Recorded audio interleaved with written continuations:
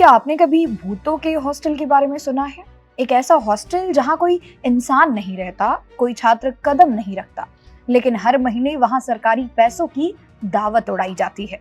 जी हाँ, महाराष्ट्र से एक ऐसा सनसनीखेज फर्जीवाड़ा सामने आया है जिसने देश की शिक्षा व्यवस्था और पूरे सिस्टम की पोल खोल कर रखी है। सालों से जिन हॉस्टल्स में परिंदा भी पर नहीं मारता था, उनके नाम पर करोड़ों रुपए का सरकारी फंड डकारा जा रहा था। और इस काले कारनामे का पर्दाफाश किसी और ने नहीं बल्कि देश की सबसे बड़ी जांच संस्था सीएजी ने अपनी रिपोर्ट में किया है। आइए आपको समझाते हैं कि ये पूरा खेल आखिरकार है क्या। दरअसल महाराष्ट्र विधानसभा में अनुपालन ऑडिट रिपोर्ट 2024 पेश की गई। इस रिपोर्ट में जो खुलासा हुआ उसने सबके होश उड़ा दिए। सीएजी की रिपोर्ट के मुताबिक महाराष्ट्र में 6 ऐसे हॉस्टल्स पाए गए जिन्हें पिछले 4 सालों से लगातार सरकारी फंडिंग मिल रही थी।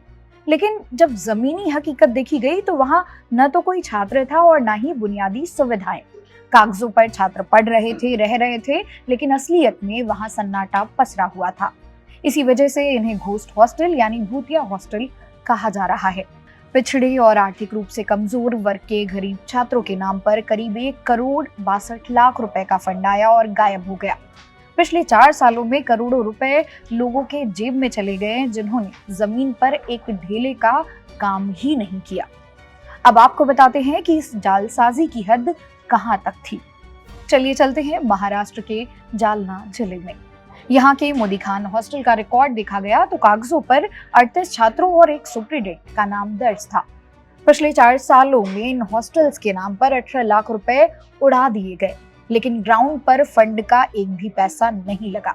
यही नहीं, जालना के ही जाफराबाद में 24 छात्रों के लिए एक और हॉस्टल दिखाया गया, लेकिन वहां भी एक भी छात्र मौजूद नहीं था। अकेले जालना जिले में ही ऐसे 4 घोस्ट हॉस्टल्स पकड़े गए।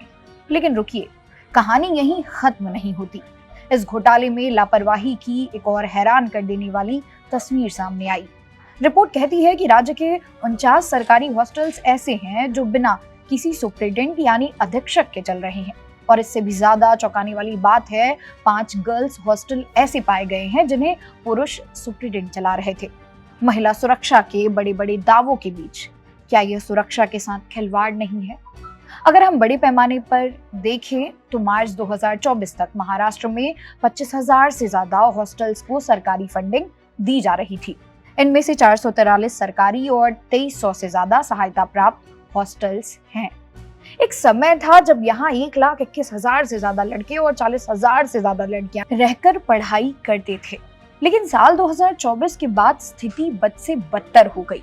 सरकार ने साल 2020 तक 500 नए सरकारी हॉस्टल्स बनाने का टारगेट रखा था, लेकिन करोड़ों रुपए का फंड मिलने के बावजूद ये टारगेट सिर्फ 443 हॉस्टल्स पर ही आकर सिमट गया। यानी पैसे पूरे आए लेकिन हॉस्टल्स आधे अधूरे बने। ये सिर्फ 1.62 करोड़ रुपए के घोटाले की बात नहीं है, ये उन हजारों गरीब और पिछड़े वर्ग के छात्रों के सपनों का मर्डर है जो गांवों से शहरों में आकर पढ़ना चाहते हैं, लेकिन उनके हिस्से की छत और खाना भ्रष्टाचार की भेंट चढ़ जाते हैं।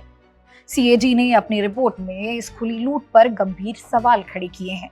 अब देखना यह है कि कागजों पर छात्र दिखाकर करोड़ों डकारने वाले नस्ली भूतों पर सरकार क्या एक्शन लेती है। इस पूरे मामले पर आपकी क्या राय है? क्या ऐसे भ्रष्ट अधिकारियों पर सख्त से सख्त कार्रवाई होनी चाहिए? अपने विचार कमेंट बॉक्स में जरूर साझा करें।